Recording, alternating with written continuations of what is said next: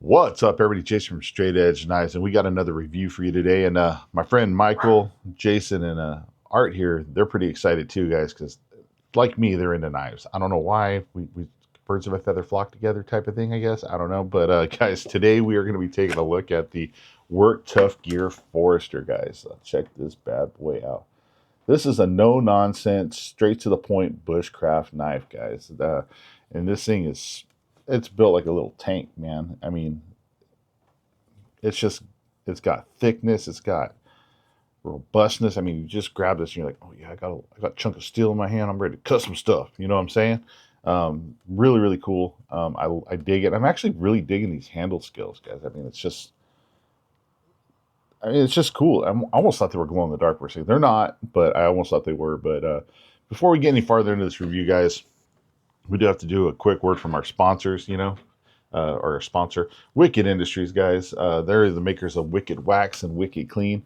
Both of these products I use all the time. I've been using them long before they ever became a sponsor of the channel, because the products work, guys. After I'm done doing my reviews, my blades are got wood stains on them, tree sap, whatever. Wicked Clean helps get that stuff off, and then the Wicked Wax helps protect my blades from moisture and stuff like that, especially if you live in a humid or hot, wet environment. Wicked Wax is going to help keep your blades from rusting if they're high carbon steel, things like that. Also works really good on your handle scales. It brings out a nice luster to them, but helps protect your handle scales as well. And also you could utilize Wicked Wax on leather if you need to, as well, to help recondition old or dried out leather. So definitely two products worth looking into, guys. And if you are somebody who beats their hands up quite a bit, and you got dried hands, elbows, knees, feet, and stuff like that, Wicked Rescue is a product to use, guys. This stuff really helps out. It helps keep your hands hydrated. It's got shea butter, beeswax, vitamin E, manuka honey, coconut oil. This stuff will help your hands heal up a little faster, stay moisturized. Works really good. All this stuff is made right here in the USA, so definitely go check them out. Wicked Industries. I'll have a link down below in the description, so you can click on that if you're interested in taking a look at some of their products. And a lot of these products now are being carried at like Smoky Mountain Knife Works, and a lot of knife companies are actually having Wicked Wax, branded with their name and selling it too. So definitely a product worth looking into, guys. I know our good friend Jason here, after he's done of a rough, hard season of camping, his blade is usually pretty beat up and gunked up, so he utilizes Wicked Clean and Wicked Wax to help protect it for the next camping season. Right, Jason? Yeah, he's quiet, but trust me, that's what he does. So anyway, let's get back to the Forrester here, guys. So this is the Gen 3 version, guys. So there's been two previous generation models. Now this is the first Forrester I've ever gotten my hands on, so I can't really tell you what differences were done between the Gen 1 and the Gen 2, but this is the Gen 3. I really dig it. Everything on this knife is just, it's to the point. It's like, hey, I'm here to work. Let's get to work, right? You have a nice lanyard hole here on the bottom that's kind of hidden. You kind of run it in underneath the handle scales. The handle is just a really good neutral handle scale. You can, forward grip, reverse grip, so you got to do like those kind of pull draw cuts, if you will. You do have couple of nice little scallops right here and right here. So you got to come in here and do like a little pinch grip like so. You can come in here and do your pinch gripping. Put your finger over the top. You have a 90-degree spine from here, from the handle scales, pretty much all the way down to the tip. So, no matter where it is on the handle, you're going to strike a fire. Let's see. Come in here. All the way to the tip. Almost caught my sparks flying everywhere, guys. So if you have to come in and light a fire, you can definitely do it with your fire still and the Forrester. Man, that's just, Vic just does a fantastic job on his blades with the 90-degree spines, guys. I mean, they just throw, you got a good fire still, you're going to be able to throw some sparks. You should be able to get your fire going, right? So that's awesome. I really love that he does that. One thing they didn't do that I have noticed that they've been doing in more recent models is right here, where a lot of times you rest your thumb. There's no jimping or anything, which is fine. But the 90-degree spine does go all the way down to here. A lot of times that's rounded off to a certain point. So when you're resting your thumb there, it'll not catch your thumb. They didn't round this one off, which I don't know, but see, I don't know if that's really an issue. At least it's not for me. I have other knives where the 90 goes all the way down there, and I've never. Some people, I think, when they're pressing really hard on the back, they feel like it kind of cuts into their thumb a little bit. But I've never really ran into that issue. But you know, when we get over the testing area and I start doing some cutting and stuff like that, if I feel like that's creating a hot spot on my thumb, I'll let you know. But other than that, I mean, this is just a solid knife, guys. Freaking drop point, good neutral handle scale, forward, reverse, back. Come in this way, you can put your thumb over the top to help secure your hand if you have to do some stabbing motions. Solid. So, I mean, it's just a nice, solid knife. Let's get into the specs on this real quick, guys. So, you do have a skeletonized tang on this knife, and if you put a flashlight up behind here with these handle scales, you'd be able to see that it's skeletonized. But you do have a skeletonized tang on here. Overall, you're looking at 8.7 inches. Blade length is 4.2. You have a cutting edge of 4 inches. Your blade thickness is 3.5 millimeters, or 0.137 if you're, not going to the millimeters, you want to go the other way. Try to give those both to you. So it's a solid, robust knife, guys. You do have a saber grind with a drop point. This is Bowler K329 steel with a Rockwell hardness of 58 to 60. There is a two-tone satin finish on here.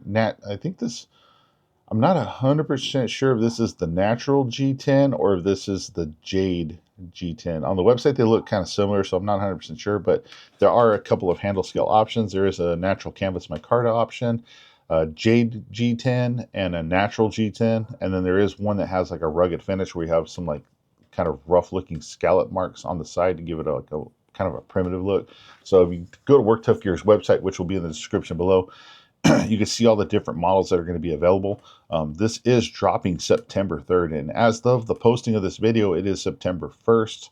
So it gives you a couple of days to watch this review and decide if you want one of these. You can go to Worktuffgear's website, 5 p.m. I think it's going to be 5 p.m. Pacific Standard Time on September 3rd, and you can order one of these as soon as they drop.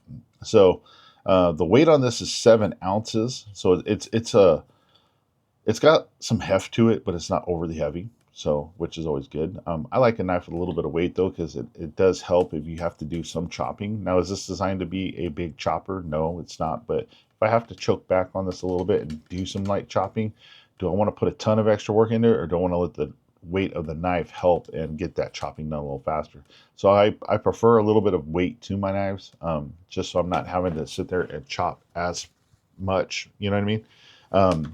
With the sheath, you're looking at 12 ounces, and it does come with a nice Kydex sheath with a very generous drain hole there.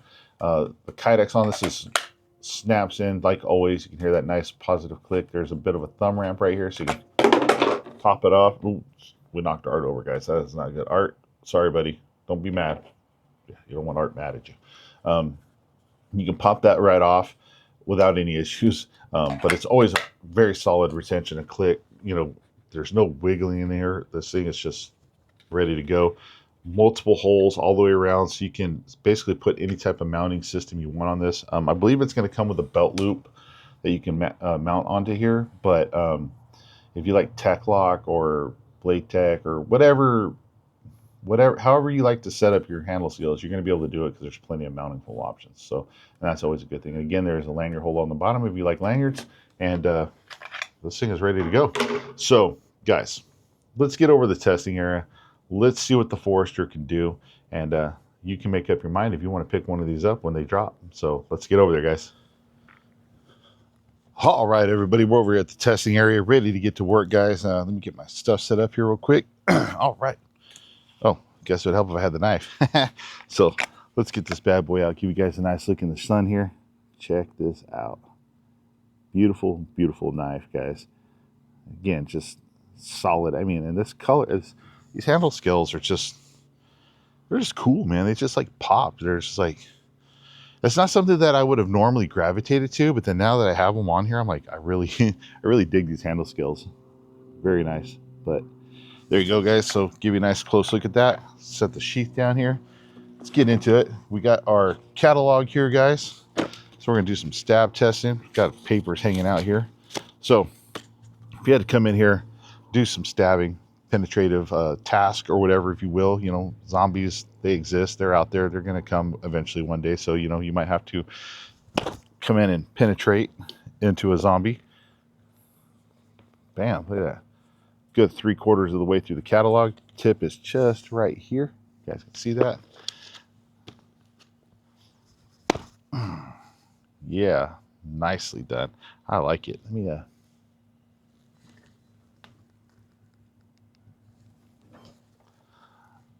sorry, had to turn my other camera on real quick. So definitely have some good penetrative power there. Well, that one almost punched all the way through. So definitely come in, do some stabbing. Let's do a little corner cut. Does this cut the corners off? We're gonna go ahead and shoot for the corner here with the where the binding's at, where all the glue and stuff is. Again, this isn't a big chopper, guys, but I want to see just if I could choke back on here, what we could do. Oh, well, I kind of did a pretty good little cut there, but oh, there it goes. Got that slice, just that little corner off right there, and just went clean through. But let's check this out. We're gonna put this right here on the corner. I've never done this before. Let's try it. Oh, look at that. One hit right through the corner. Not an issue. So definitely come in there, do some penetrative type of stuff. You definitely can. Not an issue at all. Got some jean material here, guys. Sometimes you got to come in there, cut some clothes off to assess some injuries, or, you know, whatever. Maybe you just want to make some shorts to go swimming in at the old local swimming hole. You know, you come in here, pierce right through, come in, cuts these pants up, no issues at all. Yeah. Come through, cut off some pants, cut off some t-shirts, jeans, whatever you need to maybe render some first aid. You never know. You can come in here, stab in here, went right through into the stump. Not a problem, not an issue, guys. So here we have the old, you know, kind of like the cheapy tie down strap, guys. This stuff is, I mean, everybody uses it. It comes in handy, but, you know, sometimes it gets really tangled up, especially when it's flapping around in the wind while you're got your, you know, load that you got set up, taking it to the dump. You might have to come in and cut that thing free. You never know. So if you had to come in and cut this, definitely can. No problem there. Let's put these two pieces right here. Nice little chop. Bam. Cut that.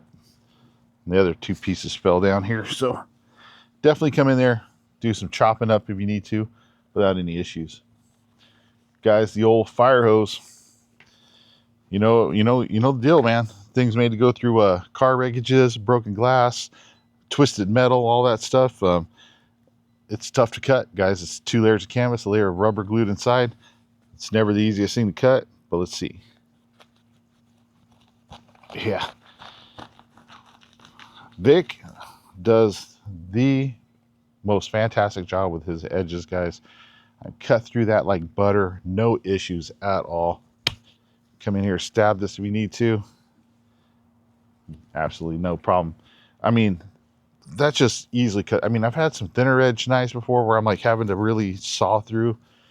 And with Worktuffgear knives, man, they always just cut right through that without any issues.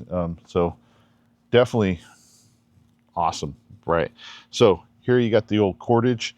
Come in here. This is not cordage. This is a sissoo rope, guys. And I swear I bought sissoo rope that was soaked in like oil or something, because this stuff is like slick. It's weird. I don't like it, but look at that. Cut right through. No issue. Come in here, I had to chop it in half. You can. No problems right there. You can utilize this stuff, guys, if you want. Shred it up. Utilize it to make a fire, which is awesome. So if you had to cut up some sissoo rope, you can. You got your regular old 550 cord here. So yeah, I guess I had to cut some of this stuff up. Come in here. You can easily cut pieces of, you know, 550 cord. Make your shelter. Do whatever it is you need to do. No problems doing that at all either. So we got this kind of weird cotton rope. I don't even know what the heck this stuff is, but it slices right through it. No problem. Chop right in half. So like your EDC style task, guys, you're definitely going to be able to come in here and and cut through that stuff, you know, rope, box, cardboard, stuff like that. You'll be able to process that stuff easily as well. Here we have the yellow. Oh man, it's wet. I think my sprinklers went off. So you got the yellow nylon synthetic rope. You guys, you had to come in here, cut right through it. No problems doing that either. And you guys can see there's water on the blade. Like I said, this is actually wet rope, so I don't know if that makes it harder or easier to cut, but had no problems cutting through that. So no issues there. We got the old pressure washer hose, guys. This stuff's rated for 3,000 psi. It's got actually a little hard layer of plastic inside, a little cotton rope kind of thing wrapped around the inside, and it's not just like your traditional hose. So there's a little bit of reinforcement here, but you had to come in here. Look at that, cut that piece right off. Cut that piece right off. You can cut pieces off all day long, no problem. Want to come in here again with this nice neutral grip? You can come in here with this kind of a reverse grip and pull. Cut a chunk off, no problem. Now, sometimes some people may be like, well, what does it matter if you can cut through a hose like that? No, you know. Well, guess what, guys? Sometimes fuel lines break and things like that. You might have to make a makeshift fuel line, a makeshift water pump hose or something to that effect. You know, you might have to cut the hose down to make it fit. It's nice to know you got a knife that can do a nice clean cut through that hose so it will fit up nicely. So keep that in mind. I'm by no means an automotive expert either, so don't, you know, keep that in mind as well. But, you know, just scenarios, things that pop up, you know, you'd be surprised, especially if you go out into the backwoods, go four-wheeling and stuff like that. I've seen a lot of weird stuff happen, like fuel lines, brake lines, all sorts of stuff. It gets tore up, man. So it's nice to know, you know, if you have a tool that can cut hoses and stuff like that up cleanly, it's a good thing. So here we have the old extension cord, guys. This, you know, it's just a standard household extension cord. You know, there's 3 pieces of copper in here, a bunch of plastic sheathing and stuff like that. So again, this nice neutral hand grip, I'm able to come in here. Nice clean cut right through. No problem there. And you've got to quickly chop this. Went flying over there. So you can chop some extension cord if you need to. I don't know why you would need to, but the whole point of that is to show the durability and the toughness of the edge. You know, you're cutting through wire, copper wire, you know, metal on metal kind of. It's not always a good thing. You know, it can dull an edge a little bit. And you know what? Take a look at this. No issues. It's ready to go. Ready to rock and roll. You know what I'm saying? So there you go. So all of your hoses, your EDC style type of stuff that you can do, you want to do with a Forrester, you can absolutely do. But now let's get to the meat and potatoes of this bad boy. This is a bushcraft knife. It's meant to do bushcraft stuff. I'm not a bushcraft expert by any means. Bushcraft expert. I'm just a guy that likes to play with knives and beat up on wood. So keep that in mind as we go through these next tests. But you know what? I got a good feeling about this, guys. I feel like, you know, we're not going to have, you know, issues with this processing wood. So here's a chunk of wood, guys. This is actually a piece of like a 4x4 or something. I got a bunch of that stuff around here. So if you had to come in here, make some fire curls, you know, that's a big thing, right? A lot of people like to be able to make fire curls, shave some wood off, stuff like that. I'm able to come in here, make some. Those are some big ones right there, guys. So that's not exactly the small stuff that people like, but I can make those. Let's come in here on this edge.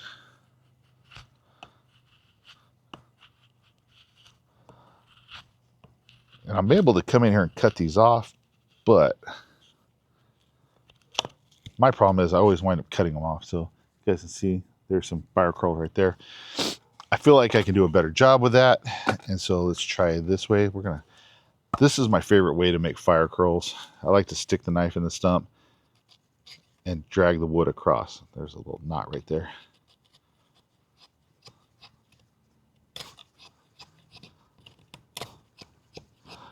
Just made some and then I cut them all off again. You guys see that?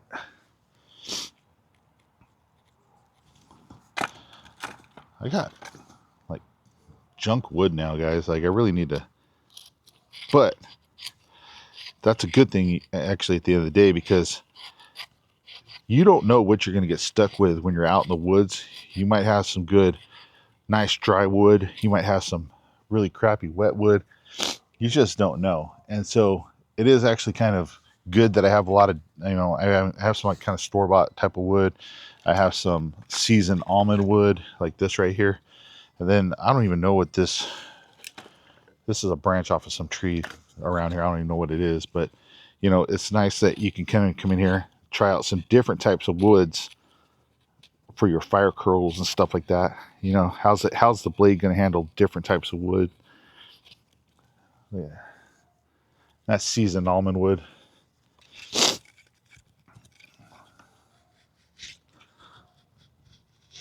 Come in here and make some. Dang, I keep cutting them off, but you guys get the point, right? So if you had to come in, make some fire curls, stuff like that, you definitely can. Now, one of the other things I like to do when I'm testing out a knife is to make a tent stake. And the reason I like making tent stakes is because, one, they're fun, and two, it kind of gives you a pretty good idea of being able to make notches and stuff like that. So here's a tent stake that I made, but I need to cut this piece off right here. So we're gonna go ahead with a little bit of baton in early in the video. We're gonna baton straight through this stick right here.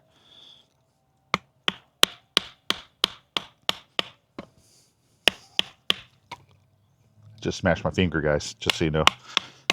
I was trying to keep the stick from flying off when I broke through, and accidentally hit the tip of my finger with a batoning stick. So, ouch. But I'll be okay, guys. I'll be okay. So, if you had to come in here, now you got your nice little round piece. Come in here. You wouldn't need it to make a tent stake. You can easily come in here and do it like this. A lot of people, if you got the time, you're not in a hurry, you can definitely sit here and just keep whittling away, flinging, wood chips everywhere. It's fine. Fling it into your fire pit if you want. So you can come in here, work your stick down that way, or the way I like to do it is, you've got a piece of wood, you can easily come in here, do some little light chops. That helps get it down to a point a little bit quicker. Then you can kind of come in here and dial it in, right? So you don't need a really aggressive, super sharp tip, for those vampires. You can just come in here and get a tip like that. Now, that's good to go. That'll drive into the ground and keep your tent from flying away. But first, you got to make a notch for the paracord to wrap around. So there's a notch right there, but we're going to make another one on this other side. So I like to come in. Normally, you'd probably make it up here. I like to come in and roll the knife in like this. I know you guys, if you guys have been watching my channel for a while, you see me do this all the time. And, it's just a good thing to know. It's good to know that if you come in here and you got to make notches and things like that for traps and stuff, can this blade do it easily? I mean, that dug in right there, no problem. Now I'm going to be able to come in here. I'll just roll this right over the top like this. Cuts right through those pieces. Look at that. Got a really good little notch right there. You guys can see. So now this will go on the ground. You can hook your paracord here. Your shelter and stuff like that ain't going to fly anywhere. And you got a nice little vampire stick to go. So coming in, if you're a bushcraft guy, if you know a lot about that type of stuff, can you make notches and things like that? Yeah, you can make notches with this. Not a problem. You can make tent stakes and things like that. But a big part of Worktuffgear to me is how tough these knives are and the type of stuff that these knives can handle. One of the things you're going to run into when you're out in the woods is, depending on where you live at, there's not always dry wood available, guys. A lot of times, if you're back east in Florida, places like that, a lot of wet stuff, right? And you might have to find something that's been on the ground. It's probably been sitting in some swamp water or whatever. It just could be, the outside of it could just be wet, and you need to get to the middle, the dry stuff, to be able to make your fire curls and stuff. So here's a piece of seasoned almond wood, guys. This stuff is really hard when it's old, like this. It's been sitting out in the sun for probably 2-3 summers now. 100+ degree heat. This thing is dried out. It's Very solid wood, guys. Makes excellent barbecue wood, by the way. Also for fires and stuff like that. So come in here, gets right into it. Easily baton through, split that stuff. Now you get to the inner part, you can start trying to make your fire curls, you know, and stuff like that, which is nice. Also with that 90-degree spine, what's nice too is you can come in here, do some really fine scrapes like this, and it makes like this real fine, I don't know if you guys can see that, real fine kind of like almost like sawdust type of stuff. So you could easily come in there and do that. Let's do a little bit of chopping on the seasoned wood right here too. Again, this isn't necessarily made to be a big chopper, but if you had to come in, you know, do some light chopping, cut some pieces off for whatever reason, you can come in and do some chopping with it. And that edge is still nice and sharp, no issues. We're going to come right across. We're going to go across the grain. It's a fairly thick piece of wood, guys. We're going to come across the grain here, get our batoning stick.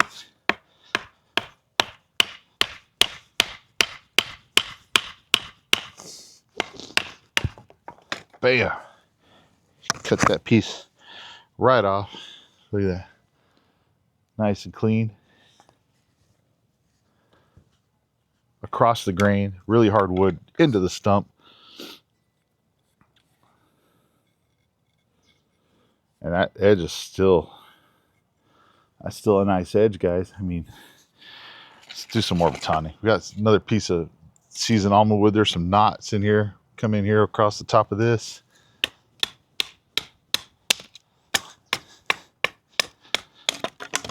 Right there through a knot. No problem. Another piece here, seasoned almond wood. Got a little bit of a crack right down the middle, but you guys can see right here is a knot. You guys can see that? We're going to go right here over the top of that knot.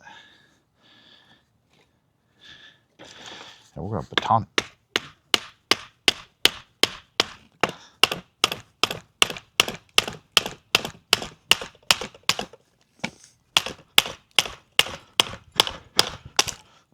Not be damned.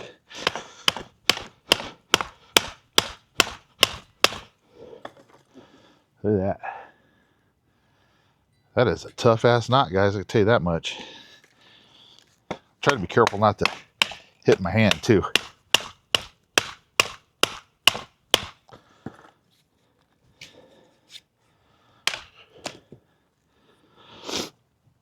Now, how did the edge hold up?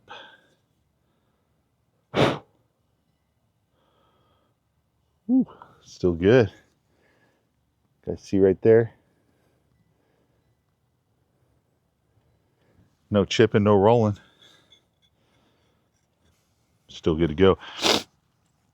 Guys, I don't know if knots in wood are almost like rocks in wood. Like they're super hard and they can actually chip a knife edge. So that's why a lot of times when I see knots, I'm like, let's go through them. Let's try to hammer into them. Let's see what they do to the knife edge. And Worktuffgear, like always, knife edge is still good, ready to go. Now I had a thicker piece of, oh, here it is. Nope, that's not it. Look at this old knotty guy right here. So you had to come in, baton through a smaller branch that has some knots and stuff in it.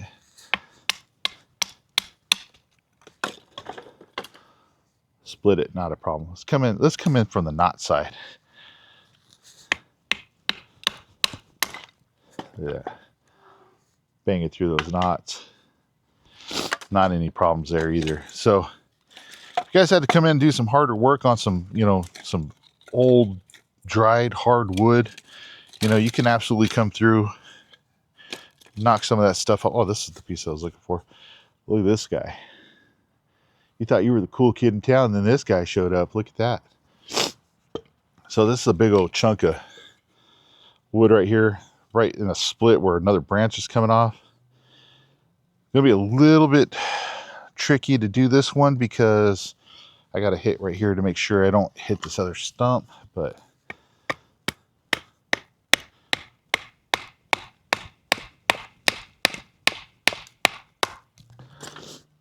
kind of trapped my hand there, but let's get that back down.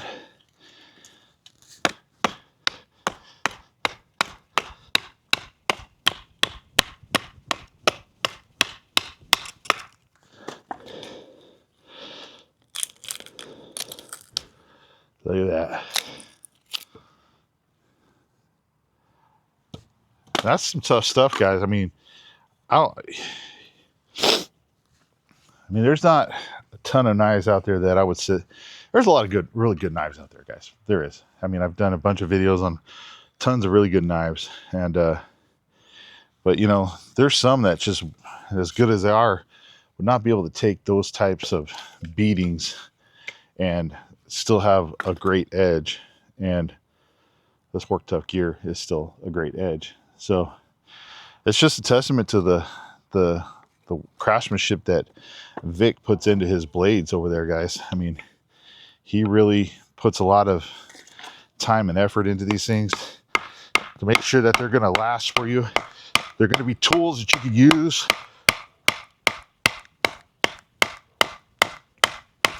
your whole life, passed down to your kids.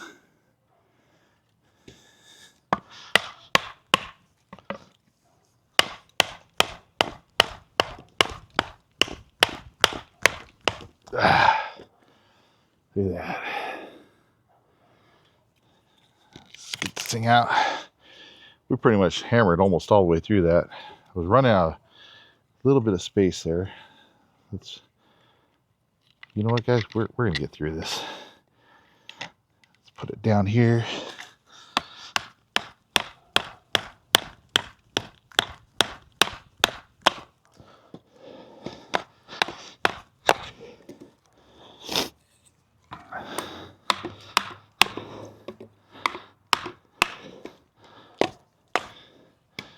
Look at that.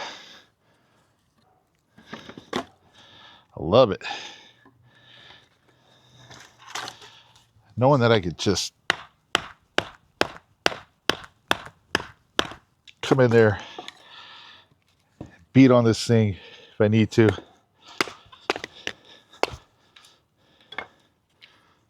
Look at that.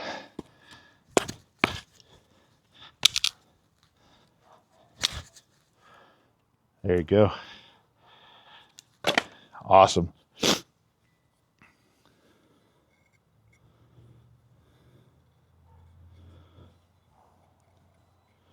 Still got a pretty damn good edge. Lost just the tiniest bit of it, but that's nothing. A quick strop on a leather belt or a ceramic rod. Bring this thing right back. And that's a lot of hard abuse on that edge there, guys. You guys know that. So trying to find some. Let's do some stabbing and do our bow drill. So we're gonna do like 15 stabs. We're gonna go side to side.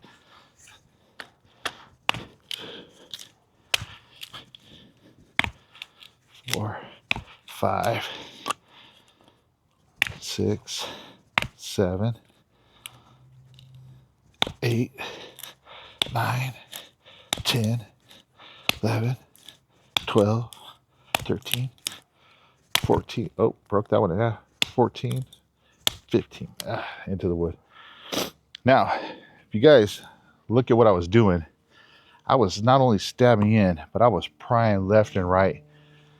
Not something I would do with any knife, guys. Like, if you got a thinner tip knife, you definitely want to do that because you're going to bend or break your tip. But with this Worktuffgear, I knew I would be able to pry left and right and not bend this thing at all, and it would eat it up, and it sure did. And it's still got a really nice sharp tip to it. So come in there, you got to put some hard work in there. You definitely can. Stand this bad boy up. This is a bigger piece of wood. I'm going to do my little bow drill hole, if you will. So we're going to stab in here. We're going to twist this sucker around. Round and round she goes. Down to the bottom of the stinky old hole. Yeah, that was a horrible rhyme. But guys, when you do this, this puts a lot of pressure on that tip. It puts a lot of pressure on the edge. That's always going to be like your thinnest, to me, like the thinnest part of the knife is when you're coming into that tip. So it's definitely putting a lot of side stress on that edge. Is it going to chip? Is it going to warp a little bit, or crack or break the tip off even?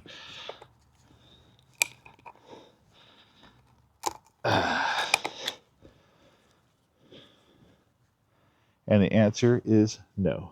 Still straight as an arrow. That tip, edge, everything is still rocking and rolling. You guys can see right there. There's the hole. So definitely come in there.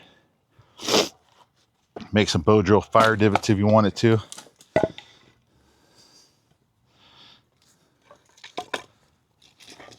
Where'd my baton stick go? Well, why's my baton stick made a run for it?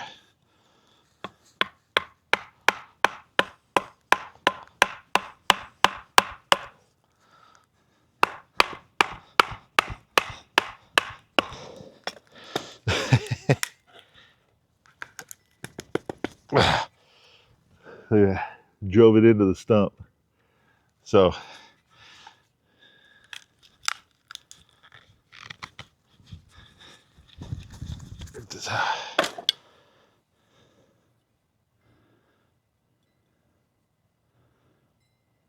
tip, edge, and everything is perfectly fine. A little bit of scuff marks on the G10 there, but nothing crazy. Man, there you go, guys. The Worktuffgear Forrester. If you're looking for a tough all-around beat 'em up, I don't know, Worktuffgear, guys. The Forrester. This is gonna be a great bushcraft camp knife. It's going to take a lot of the abuse. It's a good sized blade, so it's not overly huge, but it's not super small either. So it still gives you enough blade edge to be able to do that hard batoning through wood and stuff like that. And yeah, I don't think you can go wrong with this thing, guys. This is freaking solid, man. Guys, these are going to be dropping again September 3rd, 5 p.m. Pacific Standard Time on Worktuffgear's website. Link to Worktuffgear will be down below. Vic, Lynn, as always, brother, you made another banger, bro. I mean, it's just every time, man. Every time I get a Worktuffgear blade, I'm like, they're beaters, man. They're so damn tough, man. And I guess that's the reason why they're called Worktuffgear, guys. Straight up badass. Aurora Borealis, awesome job on the design, brother. Again, you're killing it too with all your designs and stuff like that. So keep it up. And guys, if you're into bushcrafting, camping, or just need a good, solid, all-around knife that you know you can depend on, beat the hell out of, gonna last you for generations, check out the Forrester from Worktuffgear. All right, everybody. Stay safe, stay sharp, and we'll see you on the next one.